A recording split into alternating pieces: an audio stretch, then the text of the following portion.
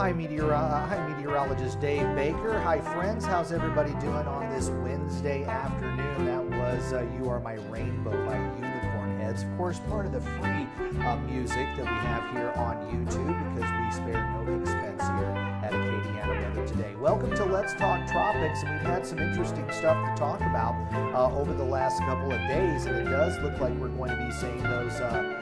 Go ahead and turn that music on down. We can go ahead and look at some of the computer models that we have out there. And there's been some interesting stuff out there for the last couple of days or so. So that music is down, and we'll go ahead and jump right into what we've got. I want to show you some of the traffic cams here real quick and just show you what we've got going on. We do have the we've got the traffic cams up, and you can see that there's a lot of cloud cover there, but there are some roadways, as promised in earlier's edition of Acadiana Weather Today this morning. I was promising you some lunchtime rain, and we've got some rain that's already out there this morning, especially this afternoon here. Stretching in St. Landry and Acadia, Jeff Davis, and then back down to the west. So these roadways that you're seeing here will eventually be wet here in the next hour or so. So let's jump right into what we've got going on here. Let's look at all the satellites first of all. On the Gulf of Mexico satellite, no worries there. Everything is nice and clear at this time. And we are going to get to those tropical models here, so just stay with me as we kind of take a tour. In the Caribbean, we've got a couple of tropical waves that are making their way across the Caribbean right now, one kind of in the central part of the Caribbean here. But this up here is more of an upper level trough that's been providing some very heavy rains to parts of the northern Caribbean. And it is not tropical in nature, so it's not anything that we're going to be concerned about. Let's go ahead real quick and look at the Atlantic Ocean as well. We've got a very robust tropical wave that's moving about maybe a third of the way across the Atlantic. Looks like we've got another tropical wave right about in there. And then we've got the tropical wave that's over the central part of the Caribbean. And we've also got a tropical wave that's making its way into Central America. And that is one of the places that we're going to be focusing on here in just a little bit. But first, just to give you an idea what the National Hurricane Center is thinking, they're not expecting any tropical formation here probably for the next couple of days. And LK Harris, no, you can't see me because I don't have a camera on this. This is just voiceover. I'm not the important one. The graphics are. So here we go. Let's look at Central America. This is the satellite, and if you've been watching Acadiana Weather Today and Let's Talk Tropics, you know we have been talking about a lot of this flare-up of thunderstorm activity here in the southwestern Caribbean and into Central America. These areas here in Central America have been incredibly dry, so they're finally starting to get some rain. And really, we're hoping that some of that is going to work its way up into Guatemala, Belize, and southern Mexico, where we still have quite a few fires that are going on. So that agricultural smoke is continuing to move over parts of the Gulf of Mexico. But there are some hints that maybe a big broad area of low pressure is in this area, or maybe back over here to the west just a little bit.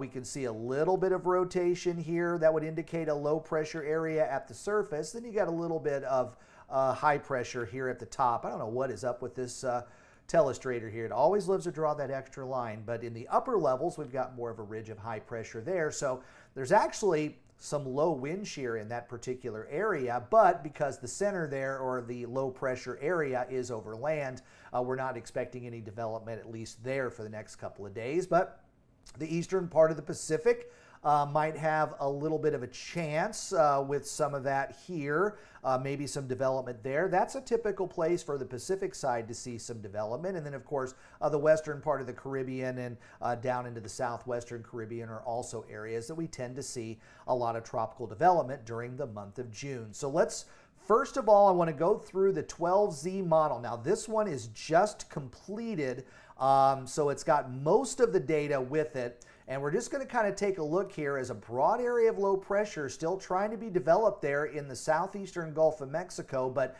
the latter part of these frames seem to be backing off a little bit on some tropical development, which of course would be good news for everybody here along the northern Gulf Coast. But let's go ahead and take a look at the run that came very, very early this morning. And this one is a little more nerve-wracking, with a low developing in the Yucatan Channel, meandering there across the Gulf of Mexico, and maybe that low pressure system getting closer to the Gulf Coast including here in Louisiana. At the very least, that would be increasing the rainfall amounts here at home, which is something we don't want to see. We've had quite a bit of rain over the last couple of weeks, and we'd like to see some drying out here along the northern Gulf Coast. So what we do is we look at consistency in the models, and we're just going with the GFS right now because the GFS really is able to go this far out. The Euro model twice a day will go out 10 days, and then the other twice a day, it just goes out about 6 days. So we're going to look at the Euro model in just a little bit, but consistency is one of the things we like to look at from model run to model run.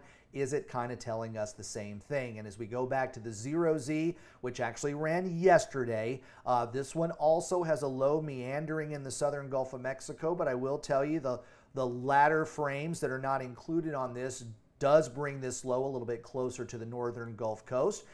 This one running yesterday, and you might have seen some of this yesterday with the low developing, again, very consistent in the same place. But this time moving it off toward the north. And if we go back one more, this is what we looked at yesterday during Let's Talk Tropics, indicating a low pressure area, same development region in the Yucatan Channel, and then lifting its way back toward the north. So I will tell you, over the last maybe 2 to 2.5 days, we have seen consistency of something developing in the Yucatan Channel.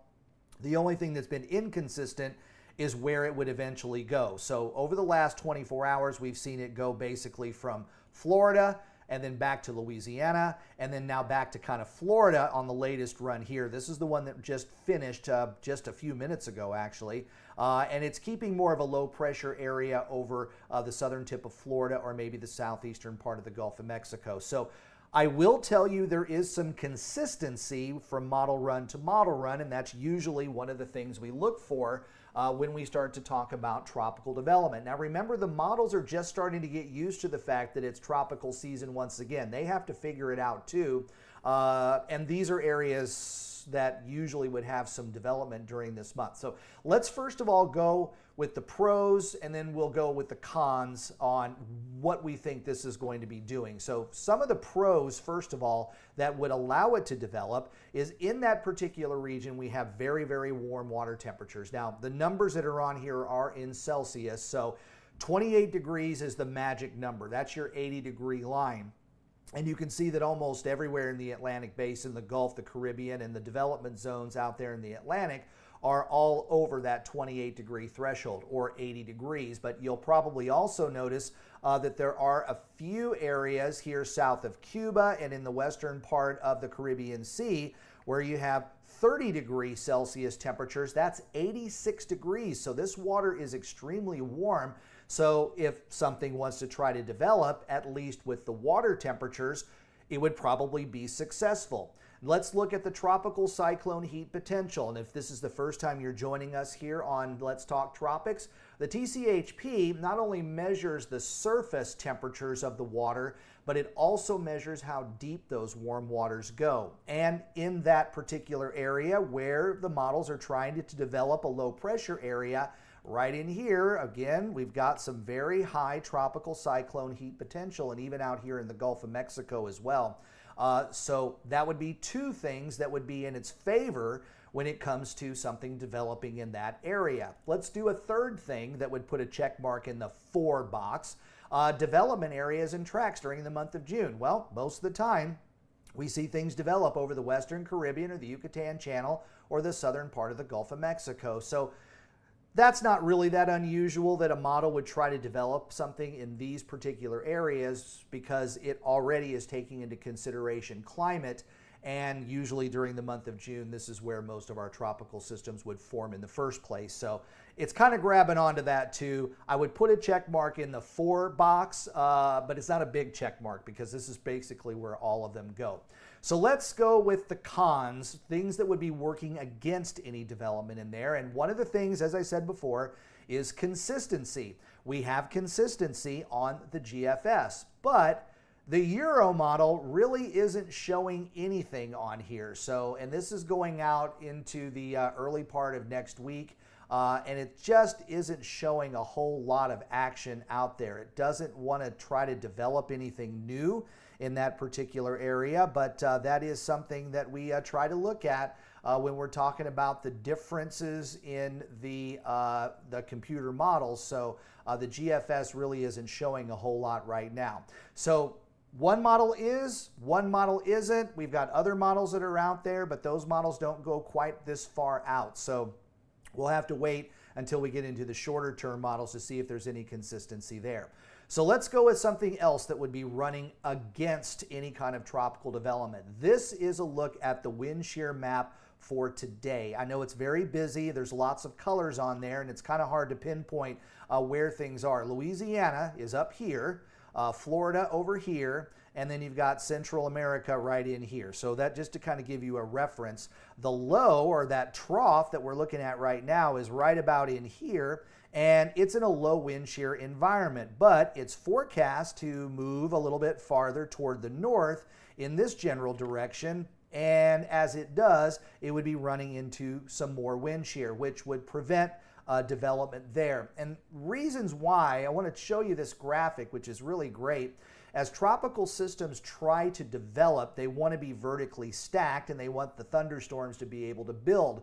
When you have no vertical wind shear, which is in the top picture here, you can see that everything basically goes straight up and down, and you get a really efficient weather engine that can continue to develop and get stronger. But when you have a lot of wind shear, what happens is it kind of blows the tops off the tops of these tropical systems and really doesn't allow them to develop. So when that happens, they're either very disorganized, or basically it blows the tops off completely, and then you don't even have a tropical system developing. So with a lot of wind shear out there, that would be one of the check marks that would go in the one against any kind of development there. But with all of that there, and the model runs being consistent, it is on our radar, and it's something that we will continue to watch. And as I've said many times before, while there's no tropical weather to deal with, this is the perfect time to make sure you have everything ready so that when a tropical system does threaten us,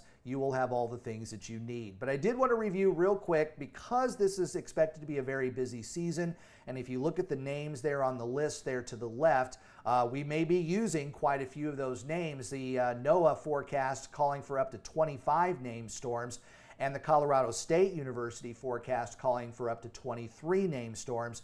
But I will remind you that the Colorado State University team will have an update on their forecast next week on June the 11th. So we'll get an update on that. But at the very least, we are going to be looking at the possibility of a lot of named storms, which is why we're trying to encourage everybody not necessarily to be scared, but to be ready and have a plan in place. And when we start looking at some of these tropical systems that want to develop over the southern part of the Gulf of Mexico, or we get these models where they develop a little close to home, that sometimes is one of the things that we get a little more worried about, because it could be just a sloppy tropical storm. But if you remember Tropical Storm Allison back in 2001, tremendous flooding here in Acadiana. And we've had other tropical systems that have developed and rapidly intensified in these areas. And unfortunately, that doesn't give folks along the Gulf Coast a whole lot of time to react to that. So that's why we're looking at all these different models. Right now, not real confident that we're going to have a big development there, but we might see some additional rains going into next week, and we might also see some additional rains going into late next weekend, which unfortunately would be a problem considering all the rains that we've already had across Acadiana.